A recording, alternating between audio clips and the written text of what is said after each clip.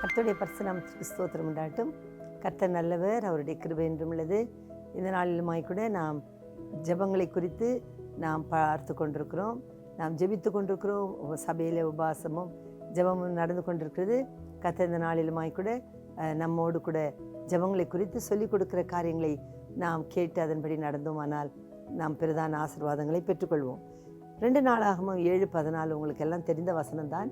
அதில் நாம் வாசிக்கிறோம், என் நாமம் தரிக்கப்பட்ட என் ஜனங்கள் தங்களை தாழ்த்தி ஜெபம் பண்ணி என் முகத்தை தேடி தங்கள் பொல்லாத வழிகளை விட்டு திரும்பினால் அப்பொழுது பரலோகத்தில் இருக்கிற நான் கேட்டு அவர்கள் பாவத்தை மன்னித்து அவர்கள் தேசத்துக்கு க்ஷேமத்தை வருவிப்பேன் என்று ஆண்டவர் சொல்கிறார். அப்போ நம்முடைய தேசத்துக்கு கர்த்தர் நன்மை கொண்டு வர வேண்டுமானால் அது ஒரு மனுஷனுடைய கையில் தான் இருக்கிறது. எத்தனையோ எழுப்புதல் தேசங்களில் வரும் பொழுது நாம் பார்த்துருக்கிறோம், பல தேசங்களினுடைய எழுப்புதலுக்கு காரணம் ஒரு மனுஷனாய் தான் இருக்க முடியும். அந்த ஒரு மனுஷன் ஜெபிக்கிறதுனால, இல்லைன்றால் கூட்டமாய் அவர்கள் ஜெபித்ததுனால கர்த்தர் பெரிய எழுப்புதல்களை தேசத்திலே கொண்டு வந்தார். தேசம் அமைதலாக இருக்கத்தக்கதாக மனுஷர்கள் தேசத்திற்காய் ஜெபிக்கிறார்கள் என்று சொல்லி நாம் பார்க்கிறோம்.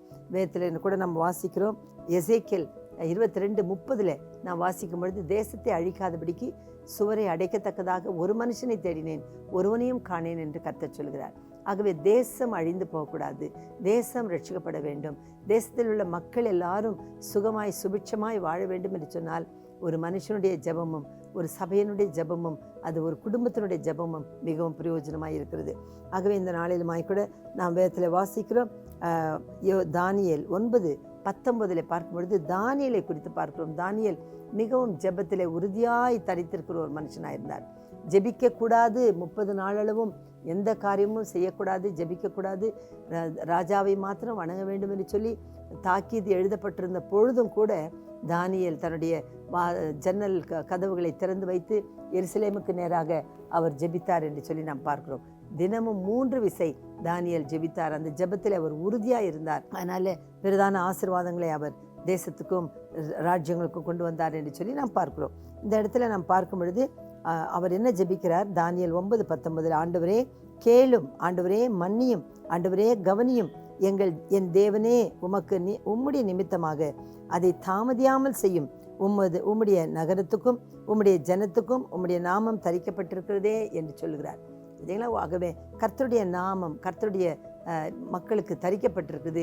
அந்த மக்கள் சுகமாக இருக்க வேண்டும், தேசம் கர்த்தருடையதாக இருக்கிறது, அந்த தேசங்கள் சுபிட்சமாக இருக்க வேண்டும் என்று சொல்லி தானியேல் அதற்காக ஜெபிக்கிறதை நாம் பார்க்கிறோம். எஸ்தரும் கூட பார்க்கும் பொழுது அவள் இரவும் பகலும் 3 நாள் உபவாசமாக இருந்து தன் ஜனத்துக்காய் தன் இனத்திற்காய் அவள் ஜெபித்தாள் என்று சொல்லி பார்க்கிறோம். தேசம் அழியாதபடிக்கு அவர்கள் திறப்பிலே நின்று அவர்கள் ஜெபித்தார்கள். அதுபோல நாமும் கூட கர்த்தருடைய சமூகத்திலே, ஆண்டவரே எங்கள் ஜெபத்தை கேளும், ஆண்டவரே எங்கள் பாவத்தை மன்னியும், ஆண்டவரே கவனியும். தானியேலை பார்க்கும் பொழுது அவர் ஒரு பாவமும் செய்யவில்லை, ஆனாலும் கூட அவர் என்ன செய்கிறார்? ஆண்டவரே மன்னியும் என்று சொல்கிறார். அவர் மற்றவர்களுடைய குற்றங்களை தன்னுடைய குற்றமாகவே எடுத்துக்கொண்டு நாங்களும் எங்கள் பிதாக்களும் செய்த பாவங்களை எங்களுக்கு மன்னியும் என்று சொல்கிறார். ஆகவே குற்றமற்றவராய் இருந்தாலும் கூட மற்றவர்களுடைய குற்றங்களுக்காய் திறப்பிலே நின்று ஜெபிக்கிறதான ஒரு ஜெபமாய் இருக்கிறது. குற்றங்களை தன்மையில் ஏற்றுக்கொண்டு அவர் ஜெபித்தார் என்று சொல்லி பார்க்கும். இது ஒரு நல்ல ஒரு தெய்வீக சுபாவமாய் இருக்கிறது. ஆகவே மற்றவருடைய குற்றங்களை சுட்டி காட்டுகிறதை காட்டிலும் அந்த குற்றங்களுக்காய் நாம் கர்த்தருடைய சமூகத்திலே ஜெபிக்கும் பொழுது கர்த்தர் க்ஷேமத்தை வருவிக்க வல்லவராய் இருக்கிறார். பாருங்க, இங்கே தானியேல் என்ன சொல்கிறார்? 20:20 நாம் வாசிக்கிறோம், இப்படி அவர் ஜெபம் பண்ணி என் பாவத்தையும் என் ஜனமாகிய இஸ்ரவேலின் பாவத்தையும் அறிக்கையிட்டு என் தேவனுடைய பரிசுத்த பர்வதத்திற்காக என் விண்ணப்பத்தை என் தேவனாகிய கர்த்தருக்கு முன்பாக செலுத்தினேன் என்று சொல்கிறார். அப்போது தனக்காக மாத்திரமல்ல, தன் ஜனத்துக்காக மாத்திரமல்ல, தன் தேசத்துக்காக தேவனுடைய பர்வதம் கர்த்தருடைய பிள்ளைகள் மத்தியிலே ஸ்தாபிக்கப்பட வேண்டும், கர்த்தருடைய ராஜ்யம் தேவனுடைய மக்கள் மத்தியிலே இருக்க வேண்டும், அதற்காக தேசம் கர்த்தரை அங்கீகரிக்க வேண்டும் என்பதற்காக தானியேல் ஜெபிக்கிறார். அவர் அப்படி ஜெபித்ததினாலே அவரை சிங்க கெபியிலே போடுகிறார்கள். ஆனாலும் கூட கர்த்தர் அவரை மீட்டெடுக்கிறார். அதற்கு பின்பு பாபிலோனுடைய ராஜாவாகிய நேபுகாத்நேச்சார் அவர் என்ன செய்கிறார்? தரியு ராஜா மற்றவர்கள் எல்லாரும் கர்த்தரை அவர்கள் ஏற்றுக்கொள்ளவும் கர்த்தரை குறித்து தாக்கீதுகளை எழுதி வைக்கவும், இந்த தேவனை பற்றி ஒத்த தேவன் வேறு இல்லை என்று சொல்லி பாபிலோன் ராஜாவாகிய நேபுகாத்நேச்சார் எழுதி வைக்கத்தக்கதாக தானியேல் அவ்வளவு பெரிதான ஒரு சக்தி வாய்ந்த ஒரு ஜெபத்தை அவர் செய்கிறார்.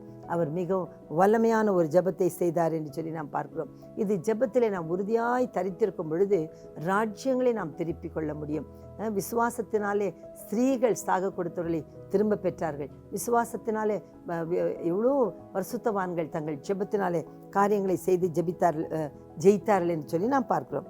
ஆகவே 1 தீமோத்தேயு 2 நாம் வாசிக்கும் பொழுது 2:1 நாம் வாசிக்கும் பொழுது, நான் பிரதானமாய் சொல்லுகிற புத்தி என்னவெனில் எல்லா மனுஷருக்காகவும் விண்ணப்பங்களையும் ஜெபங்களையும் வேண்டுதல்களையும் ஸ்தோத்திரங்களையும் பண்ண வேண்டும்.